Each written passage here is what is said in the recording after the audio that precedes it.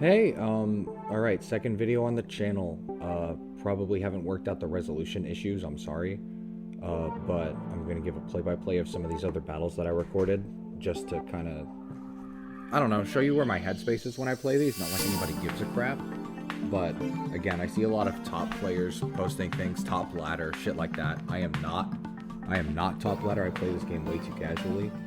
So this is my my barbarian hut deck that I have still been tweaking.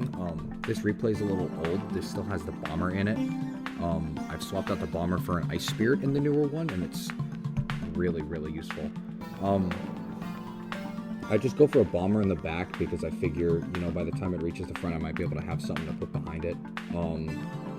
I decided to pressure a bit and go with drill and spear goblins. I really like doing that move. Because they'll usually, especially if I go for the drill on the side, they'll usually play a troop behind the drill, because that's where a goblin spawns, which gives me some good room to throw in the spear goblins for some chip, because they usually won't have any distractions. Firecracker coming up on the left, definitely just gonna absolutely bite it with an arrow, but still manages to get a shot off, which I'm super happy about. He goes for a lumberjack on the left, and I go for my own to try to kite it, get it away from that tower. I know mine's probably going to die anyways, but one lumberjack for another is not that bad of an exchange. I get some chip with the rage, while my spear goblins on the right manage to get that tower whittled down enough. You know, I could take that out with any spell, or probably even the drill. I wait till 10 elixir, and then I just go for the other lane. I know that I got that right one on lock with a spell whenever I need to, so I just go for trying to chip the other one at this point. I know most people would probably try to focus on defending at that point once they've locked down a tower. I think that's a little boring. You know, I'm here for 3 minutes, might as well try to use them. So I go for a barb hut to try to kite some attention. I'm still working out how to counter bowler with like barb hut and other stuff. I go for a firecracker in the distance enough that it'll be able to get some chip without getting messed with. I go for a bomber just for a little bit of like lightly protected distraction. Bowler takes out my firecracker, but I already have another one in the back, so it's not that big of a deal. He hits me with a freeze, which I should have seen coming. I saw him use it earlier, but it's fine. He goes for a lumberjack on the right and a baby dragon to help with swarm. I don't really have too many answers for that right now. So I just go for the drill on the right to try to finish that up. And I miscalculated. The drill was not enough to take that out on its own. So the bowler just cleans up my entire little thing there. Arrows helps, and the firecracker too. And look at that. Secured the second tower. Second tower? That doesn't sound good. Secured it because I went for the offensive on it when I already had the right tower on lock. This deck was an insanely heavy deck that I was testing for a little bit. I normally like my cards pretty fast. When I build a deck, I think that 3 cards at 5 elixir or more is pushing it when I'm making my decks. I like to have quick answers to things. But this one is pretty slow, so I was giving it a shot. Clean fireball. Taking out the magic archer and the E-Wiz up there. I sent in a skeleton barrel, and he doesn't answer it right away. Hits it with a zap though, which I'm not the happiest about. I let the bandit go onto my tower just so I could deploy a flying machine. He goes for a ram on the right, and I don't have enough elixir for anything right now, so I just throw down the skeleton dragons once it pops. I'm not doing too much here. I don't have a win condition. My win condition in this is kind of E-barbs. I just kind of made this deck to fuck around, mess around. He goes for a dark prince, so I decided to go bowler. Oh no, I went E-barbs. My bad. I try to predict myself in this replay. E-barbs cleaned it up. Got a hit on the bandit. That's good. I just absorb that dash with a bowler, send it right through. I'm not going to back up the bowler. I want to see if I can draw out some elixir from him, but I will do nothing.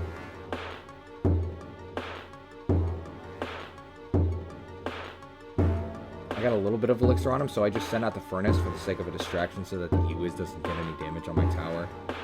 I start sending the fire spirits that way, and just for a little bit of pressure, I go for a skeleton barrel in the other lane. He drops a zap, and then drops a dark prince, which it's still got some decent chip. I'm pretty happy with that chip.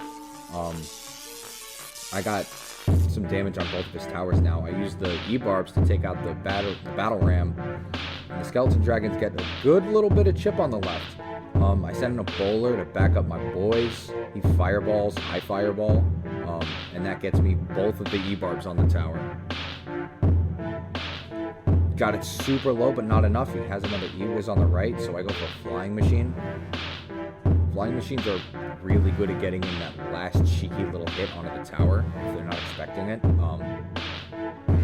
And if a Flying Machine is one shot, I've noticed that it will still get one hit on the tower if it's uninterrupted before it dies.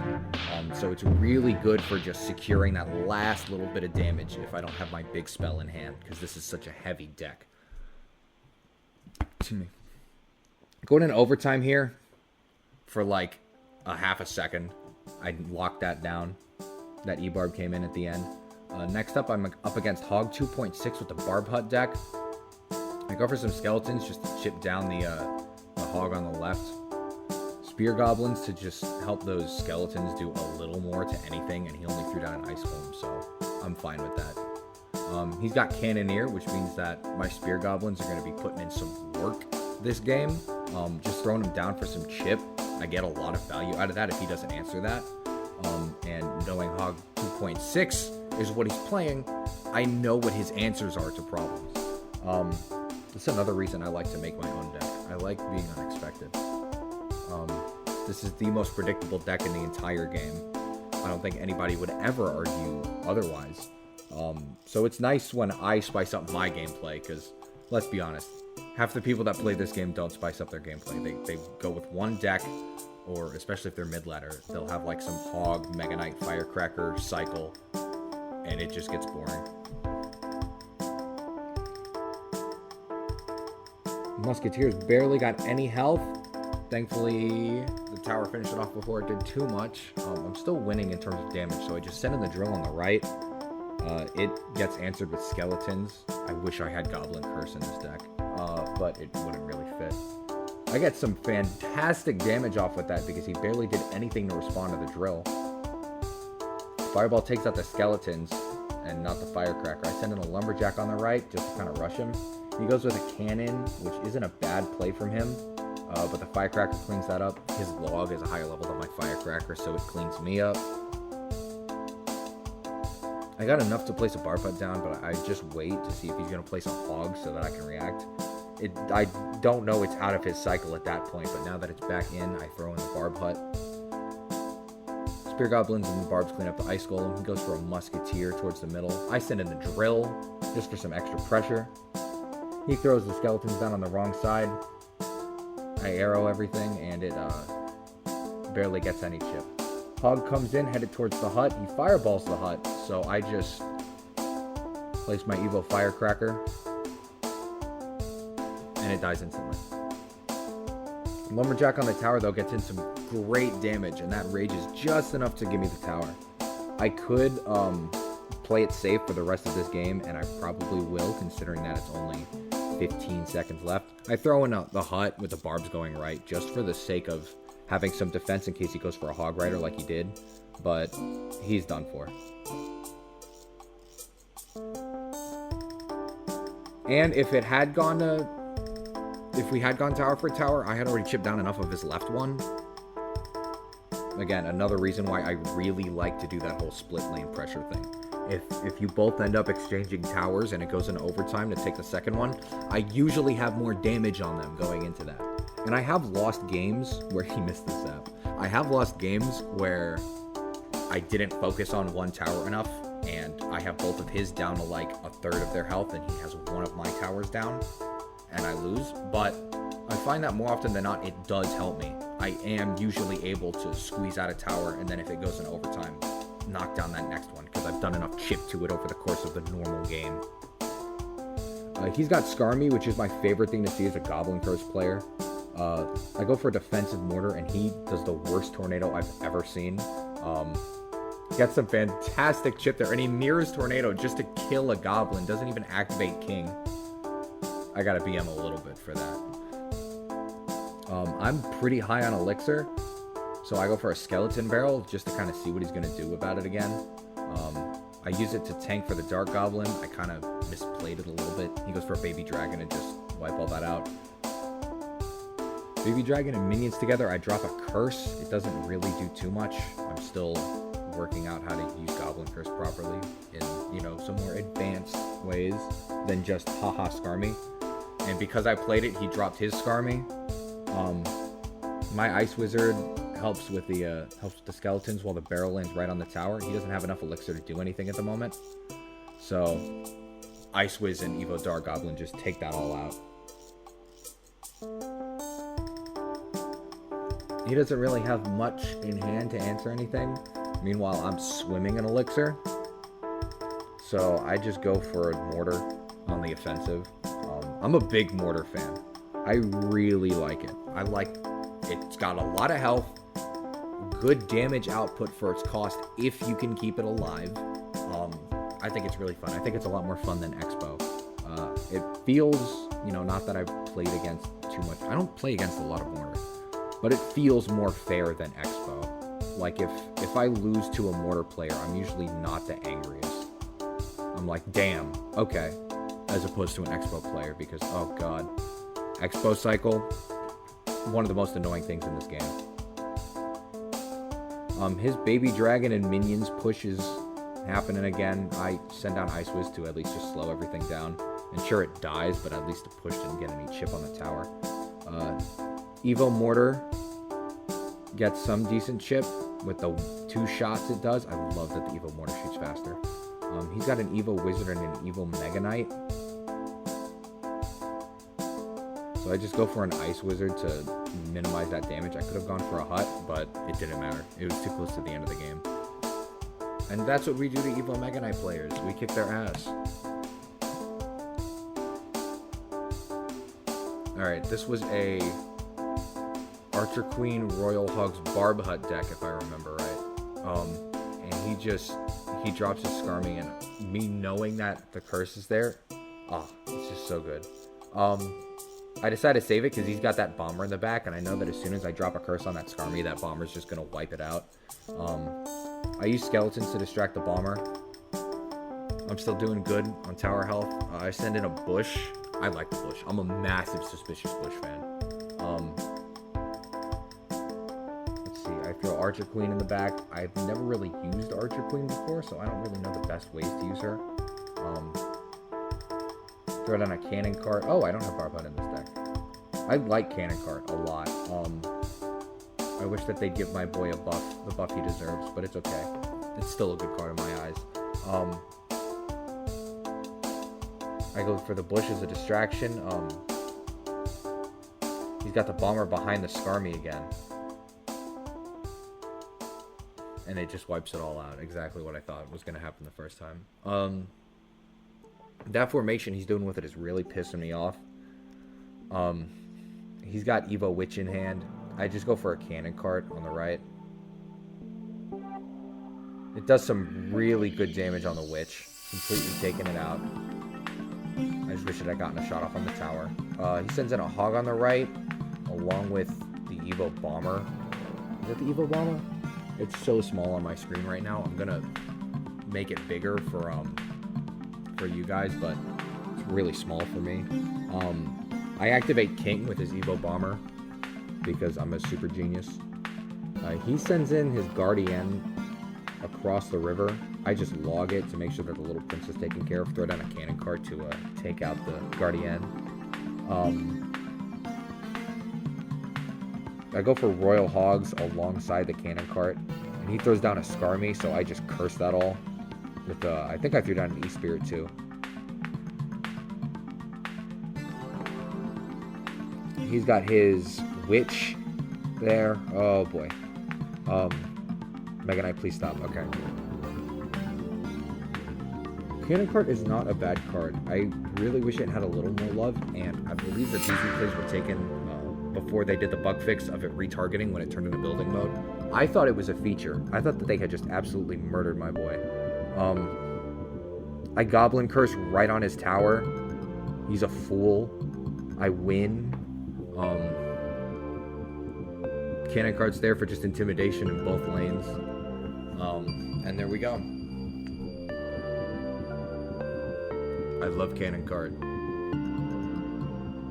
This is another battle with the same deck.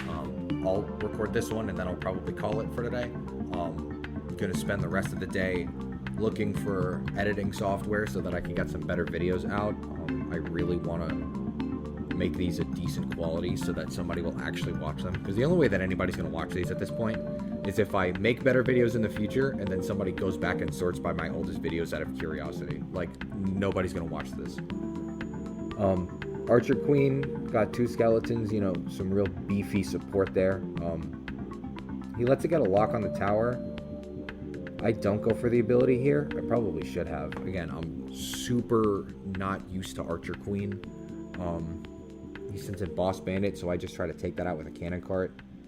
He goes for Brainless Dash ability. And he goes for it again, because that's fair and balanced.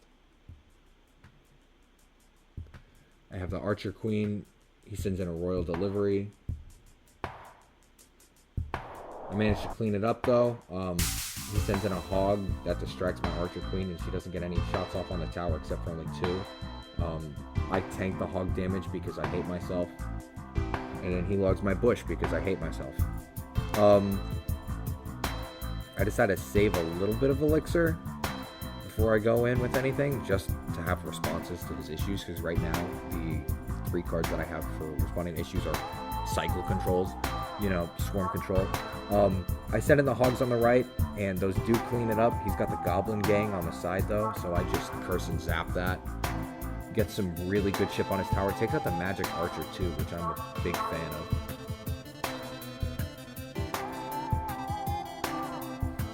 He's got his little Hog and a Royal Recruit push going.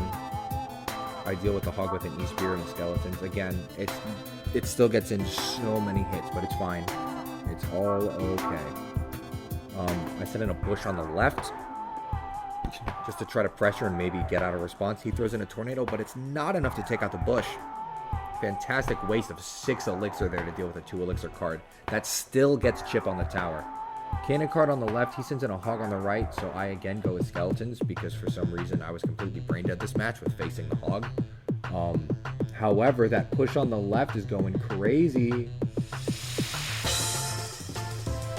If only E-Dragon just stopped existing.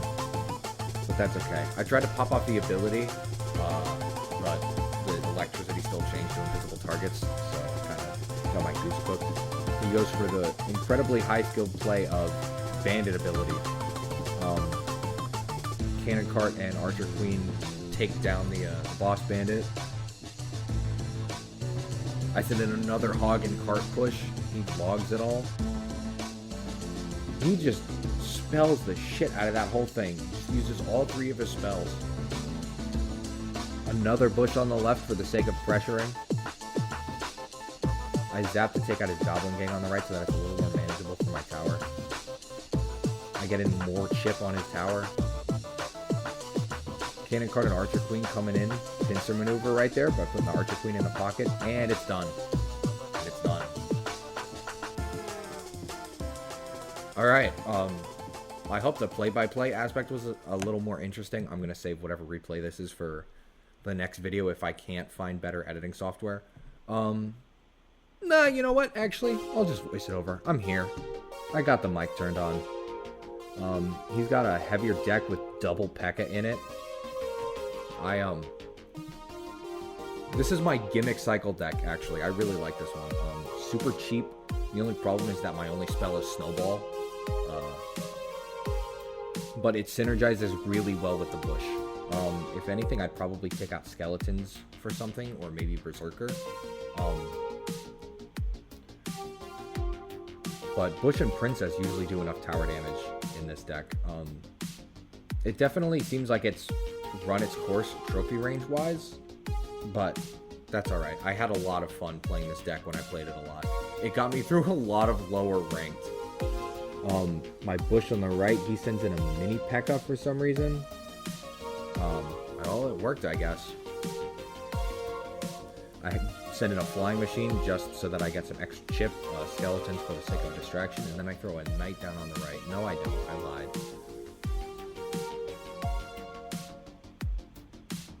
He goes for bats. I play a cannon and a princess for the sake of swarm control and kiting. My P.E.K.K.A's getting pretty low, but his arrows take out my my princess, so I go for a Knight to finish the job. It goes down on the right. I don't send anything in with it. I just want to see if I could bait out some elixir, and I baited out his firecracker, sure enough. Berserker's a pretty good way to just take care of a firecracker, in my opinion. He sends in a mini P.E.K.K.A to counter it. I go for a bush and another flying machine to chip it down again. I ready my snowball for the sake of pushing troops away when the bush lands, but I don't do it. I'm not good at trying to read myself with these replays. That's okay, though. I think that means I have a dynamic brain if I'm working out, you know, what I'm going to do in that scenario, and then I end up doing something else and still winning. It just means to myself that I'm less predictable. In my eyes. I'm also glazing myself for no reason, but it's okay. Mother Witch and a Firecracker on the right. Again, I don't have a spell to really take that out, so I go with just some mini tanks and a flying machine. And it does the job. It definitely does the job. Cleaned out 2 firecrackers with that. His bats finish off my flying machine, though. Not the best. I'm leaking elixir, so I throw down a Suspicious Bush on one side and a Princess on the other, just for some dual lane pressure. He goes for a mini P.E.K.K.A on the left. I push away the Mother Witch on the right so that the Suspicious Bush can get in some chip. He goes for a bandit. I go for a Knight to absorb the dash. He puts a firecracker at the bridge up top. I try to divert its attention for a little bit while my push gains momentum. Snowball finally takes that out. His arrows completely miss everything. I go for 2 flying machines on the right. One of them's on the tower. One of them's on the mini P.E.K.K.A. The other one's now on the tower, but his firecracker takes care of it. I distract it with a berserker, finish it off with a snowball, and send my Knight in. It manages to get some hits on the tower, which I'm super happy about. I send in a flying machine to take out the rest of those bats. He goes for another mini P.E.K.K.A, so I go for some skeletons to kite. My princess in the back is putting in some decent work over there. He's got a Mother Witch at the bridge, which I'm trying to take care of. I throw down a Knight to get rid of that hog and absorb the Mother Witch. And while I was doing that, look at that. Suspicious Bush on the left, baby. All right. I'm going to call it there. If you subscribed for some reason, I don't know why you would subscribe, but if you do, thank you. Goodbye.